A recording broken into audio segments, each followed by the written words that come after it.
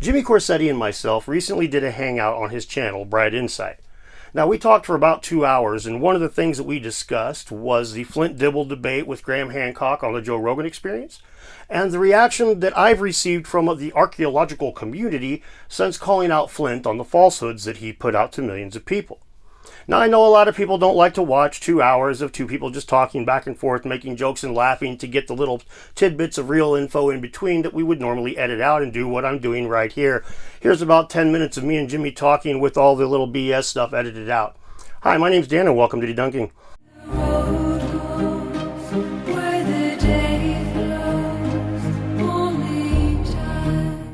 You've been making all kinds of videos. So you are this guy in this realm that I consider to be the most sane out of anybody. You're a skeptic. You don't agree with everything that I say. You've done some debunk videos on me. But you also are so good-spirited about it. And you also identify and will say, hey, oh, wait a second. Oh, no, he has a thought on this that's actually true. And you're like this guy that's been kind of like in the middle in like the most delightful way imaginable. It's like a breath of fresh air because I'm learning all kinds of things from you. And you're doing things right because all the archaeologists were warming up to you and loving you. And then as soon as you share a few things that contradicts things that say Flint Dibble had shared, now they're all wildly against you and talking about you all the time. So you're doing something right, my friend. So you've been digging into stuff. You were the guy that helped expose a lot of inaccuracies that Flint had shared. Why don't we dive into that? People are here. They want to know. So I guess we could kind of backburn the racism thing. I will tell people that, hey, they can go look at Flint's Twitter, and they'll see that he had done far more than he led on. And he, in my opinion, he lied through his teeth, trying to backtrack how he had associated Graham with racism and other things. We can backburn that for a few minutes, but let's talk about the real details involving the actual scientific data that he shared that was a vast misrepresentation of the truth. And it was done so in order to score a point at Graham's expense in front of millions of people. It misled millions of people. And that's where I was appalled. Like, the racism thing was the first thing that clued me into he was being dishonest. When I saw that, I'm like, I know that that's a lie, sir. But when this went a little bit further, when I was watching it later, and he's talking about the plants, and he says that it takes thousands of years for plants to revert to a feral state, and that's where you've got a domesticated crop, and then it goes back to the wild. People don't tend to it for 1,000 years, and what happens to it? And it doesn't take 1,000 years for it to return to the wild, though. It happens like overnight almost. In a single generation, there's signs. And I knew that because I'd already researched it. So I started digging into that and realized that he completely misrepresented. And then Joe asked him specifically how long. And he's like, well, I don't know.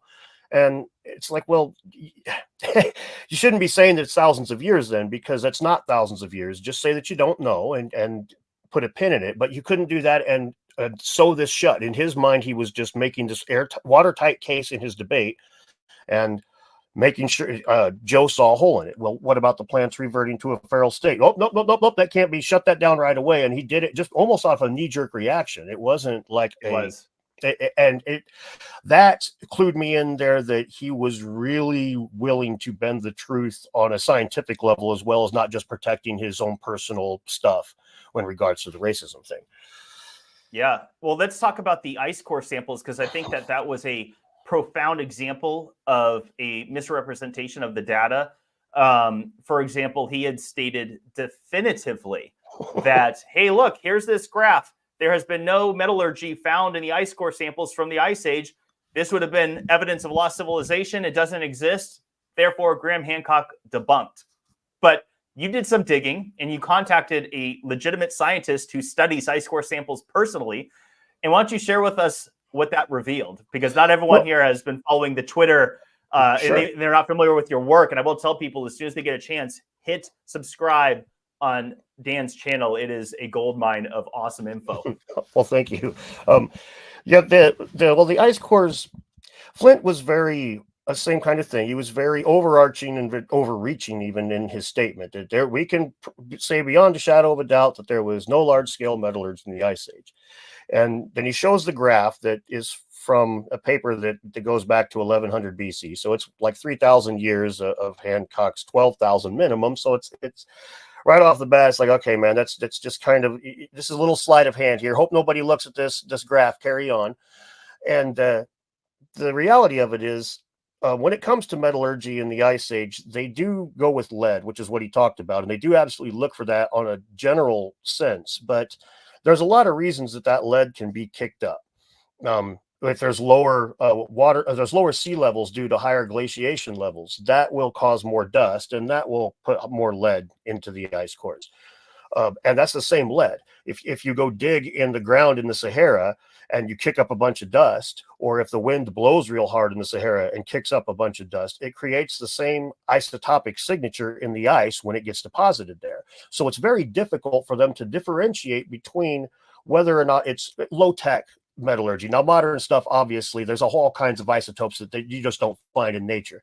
But when you're talking old school metallurgy, it's really difficult to distinguish. And so they don't test for metallurgy going any further back than they have an archaeological site that would tell them to test for. So when he says, we know for a fact, they haven't tested. They simply have not tested in the Ice Age for metallurgy. So it's just a lie. That's just misrepresenting the data we have. Right. And that's exactly how he presented it, though. He had stated definitively that they had. And I guess a lot of people don't realize that when it comes to scientific testing, everything costs money. They're going to pay for some analyst, I suppose, to go through the data. And they're not just going to test for everything under the sun, because it takes time. And God knows what their hourly rates are to test for something like that. And so, but the graph, though, this is the thing. So this is why people need to watch your video, because you hammered it home so well. You got straight into it, where you show the graph, like, this is what Flint said, plays the clip, shows this graph, and then like you zoom in on the graph basically and show like, this is not in the time frame. It only went back 3,000 years. When Flint is presenting it, and like, oh, this is the heart of the Ice Age. See, nothing. That's not true. And either he didn't know it and he jumped the gun and made a mistake, which is possible, but his reaction since has been nothing but doubling down. It's like, it'd be one thing to say, okay, you know what? Thank you for the correction. I was under the impression that that's what it was, my mistake. And then he still could have covered his own butt by saying, however, you still can't show me proof that there was metal in the Ice Age. And he could save face that way and feel like he didn't lose the argument. But he's behaving in a way that is so dishonest, that it's like, okay, maybe you purposely did lie and then you got caught and now you're trying to cover it up, because anyone can make a mistake. And all you have to do is say afterwards, like, whoops, my bad. And most people, they're like, okay, they don't even care. People move on. I get yelled at a lot ever since I got noticed. Well, okay, so I want people to understand like the cancel culture that goes on in this archaeological realm, because like you come out of the gate, this really nice guy, you're giving credit all over. You're saying, hey, this is good here on this side. The alternatives are right on this. The archaeologists are right on this. You're wrong. Very, very neutral in a way that everyone was gravitating towards you. You have me and Graham Hancock gravitating towards you. All the archaeologists are gravitating towards you. And as soon as you called out Flint for making mistakes on that podcast, like they wanted to burn you at the stake in such a spectacular fashion that it was like, whoa. Like, see, these people are nasty. It was amazing to me. I knew that they were already mad at me because the Society for American Archaeology wrote that letter to Netflix, and it contained a lie in it. And I'd been calling them out on that and holding them accountable for it for a while. And Flint was one of the people whose name was on that letter. And so I'd already had some of the archaeologists that were not as nice to me as they were a month before that. But when I pointed out that he was just being dishonest at points, boy, now I'm not impartial. I'm a grifter. I mean, I have people that I haven't even met yelling about my video and calling me a grifter when they find out that I'm the one that made it. Oh, you're the grifter. I'm like, what the fuck? I'm the grifter. What?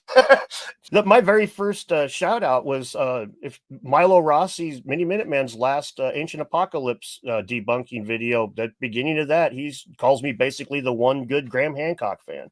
I mean, that's in his mind, like it's I've been on good I had a good relationship with most of the people on both sides of the fence for most of the time that I've been here. But yes, this is really telling, because I tried numerous times to like point out these things gently as it got to this point.